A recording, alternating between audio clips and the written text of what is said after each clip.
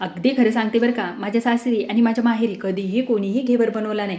पण मला मात्र घेवर प्रचंड असा आवडते. मला सुद्धा सुरुवातीला घेवर जमला नव्हता, पण मी बरेच वेळेस ट्राय केलं. त्याच्यानंतर मला घेवर परफेक्ट असा जमत आहे. आता मला कोणी कधीही जरी घेवर बनवायला सांगितलं ना, तरी मी सहज बनवेल. इतकी सोपी मला ही रेसिपी वाटते. त्यासाठी ताटामध्ये अर्धा कप तूप घेतलं, 2 बर्फाचे खडे टाकले, लगातार तूप फिरवलं. जोपर्यंत तूप घट्ट होत नाही ना, तोपर्यंत फिरवायचं. आता हेच तूप बर्फ काढून टाकायचा आणि लगातार फिरवायचं. जोपर्यंत हलकं, सॉफ्ट, एकदम फ्लफी होत नाही ना, तोपर्यंत फिरवायचं.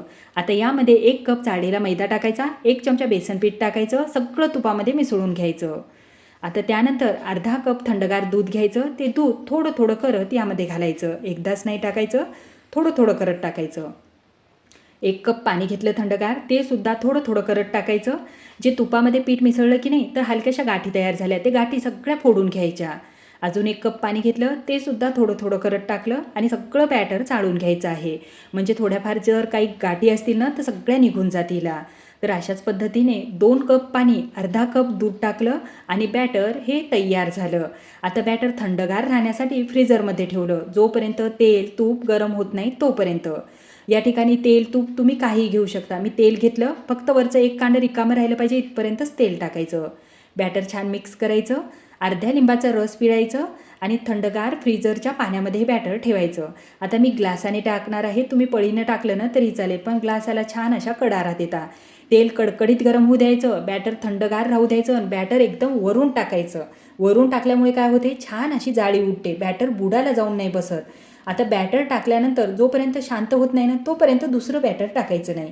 अशाच पद्धतीने बॅटर टाकायचं. शांत झाल्यानंतर अजून एकदा टाकायचं. बेलण्याने मधात होल करायचं आणि जाड पातळ जसा घेवर बनवायचा ना, तसं बॅटर तुम्ही टाकत राहत जा. पहिला घेवर, दुसरा घेवर तुम्हाला जमला ना, की तुम्ही बाकीचे घेवर सहज तुम्ही बनवसाल आणि तुम्हाला कसे बनवायचे तेही तुमच्या लक्षात येईल. तर तेल कडकडीत गरम होऊ द्यायचं. गॅसची फ्लेमसुद्धा कमी जास्त मधामध्ये करायची. जर खूपच गॅस मोठाच जर करून ठेवला तर घेवर तुमचा करपून जाईल. तर अशा पद्धतीने सगळे घेवर हे बनवून झालेले आहेत आणि जाळीसुद्धा किती छान त्याला आलेली आहे. एकदा जसं मधमाशाचं पोळं राहते की नाही, तसं हा घेवर झालेला आहे.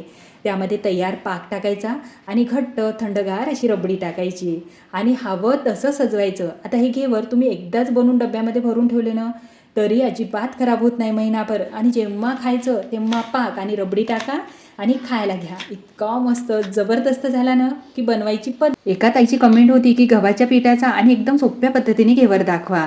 तर मिक्सरच्या भांड्यामध्ये 4 चमचे तूप टाकलं, बर्फाचे खडे टाकले, फिरून घेतलं. 1 वाटी गव्हाचं पीठ टाकायचं, 1 चमचा बेसन पीठ टाकायचं आणि फिरून घ्यायचं आहे. त्यानंतर अर्धी वाटी दूध आणि 1 वाटी थंडगार पाणी टाकायचं, फिरून घ्यायचं. आता हे बॅटर चाळणीतून चाळून घ्यायचं. 1 वाटी अजून थंडगार पाणी घेतलं आणि बॅटर सगळं चाळणीतून चाळून घेतलं. अजिबात त्यामध्ये गुठळी राहिली नाही पाहिजे. आता 2 वाट्या पाणी आणि अर्धी वाटी दूध लागलेलं आहे.